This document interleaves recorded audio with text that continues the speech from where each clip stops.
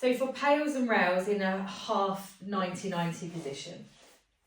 So my back leg is in a 90-degree position. So knees on the same line as the hip, foot's on the same line as the knee, and then my front leg is straight. So I'm going to do a pails and rails in this set, working both of my legs. So I'm going to work the back leg, pails and rails for internal rotation, and then I'm going to work the front leg, a pails and rails set for straight leg hip flexion.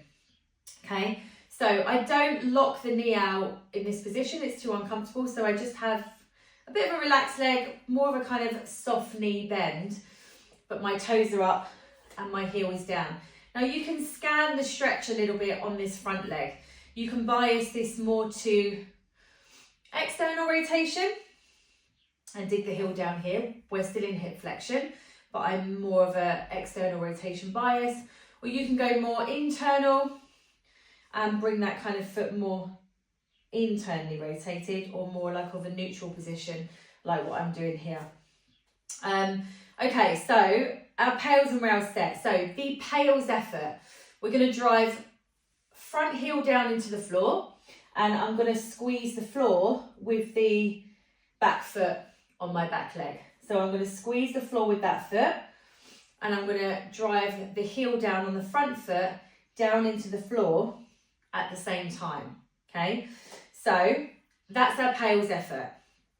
What we do first, if we're doing a pails and rails in this set, if this is quite a strong stretch, you're going to hold this stretch first for 2 minutes, take some deep breaths in and out. And then after that 2-minute stretch, we're going to take a big deep breath in, pack that air down, irradiate, so squeeze through the whole body. Then I'm going to start to drive my foot and heel down into the floor, about a 20% effort.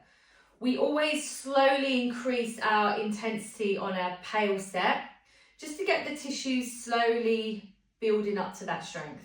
Then we double that effort. We're going to take that up to 40%. Good. Still keeping that full body radiation. I'm going to drive those down at about a 60% effort. So I should be feeling kind of inside of the leg here, and hamstring on the front leg, maybe a bit of calf muscle too. And then I'm going to go 80%, driving it down.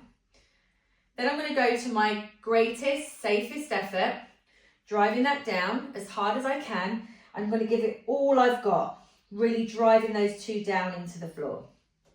I'm going to hold that for however long you want to hold it for. If we are at a max effort set, we tend to only hold a max effort for 5 or 6 seconds at the most before we go into our rails set. If you're holding it at about 60 or 80%, you can take that isometric up a little bit longer, 20, 30 seconds, maybe 40, if you're doing it at around a 60-50% effort. Depends on how long you want to hold that isometric for. So once we've done our power set, say we're holding that for 6 seconds. After that 6 seconds, after the 6 seconds of driving it down, I'm going to do 2 things. One, I'm going to try to lift my foot off the floor on the back leg. So I'm going to now change the effort from driving that down. I'm now trying to make my foot as light as possible, trying to bring it up, okay? So you can't actually lift the foot up here. I don't want you to shift the body in order to try to get it off.